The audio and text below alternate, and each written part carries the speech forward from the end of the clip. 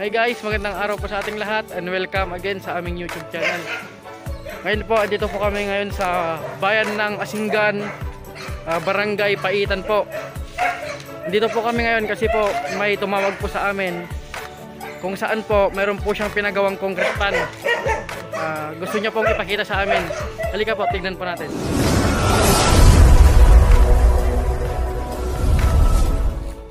At yun nga guys, bago tayo pumunta dun sa kanilang concrete pan, ayun po yung kanilang concrete pan na pinagawa. Meron po tayong napansin dito. Yan, ito po yun. Ito po ay green leaves, huwag tinatawag na azolla. Kung napapansin nyo po, napakarami ng azolla nila dito. Yan, ang ginawa po nila dito, naghukay po sila, then nilagyan po ng tulda. Itong azolla na ito, pwede rin po ipakain sa mga hito. Yan.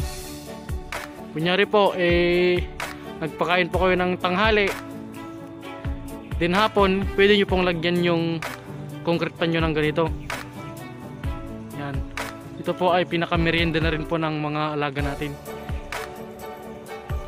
Kung wala naman po kayong ganito, pwede rin po yung kangkong. Yan. Kasi guys, pag meron po kayong ganito, isa na rin po yon sa paraan para makatipid po tayo ng pambili ng feeds, ganon. Para hindi na po masyadong magastos sa feeds. Yan.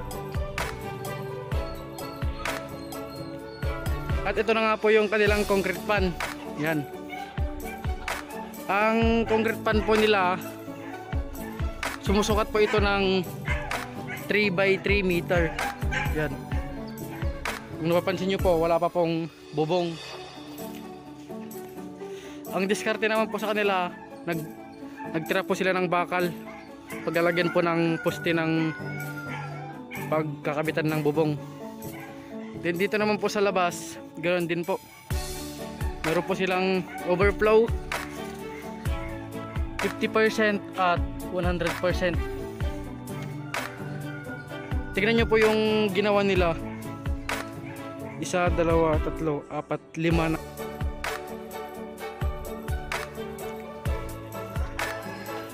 Then dito naman po sa loob. Ganyan po yung loob niya. Ganyan po. Ito po ay pa-slide po yung ginawa nila. Dito po nila ilalagay yung kanal. Dito po sa kahoy na ito. Then pag meron na pong kanal yan, meron pong ilalagay na lupa dito. Yan. Yan po yung diskarte na ginawa nila dito sa Asinggan. At yung lalabas na tubig dito guys, sakto po dito sa mga tanim nila dito sa likod. Yan. Meron po silang saging, kamote, mais, papaya, madami po silang tanim dito. Maliban po sa pinatoy nilang concrete pan at gusto po nilang magnegosyo ng hito, meron po silang negosyong iba. Papakita ko po.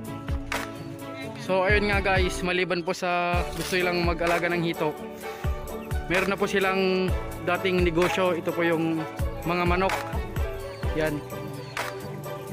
Ang ginagawa po nila dito sa manok, pinapaitlog daw po nila. Then yung itlog ibebenta po.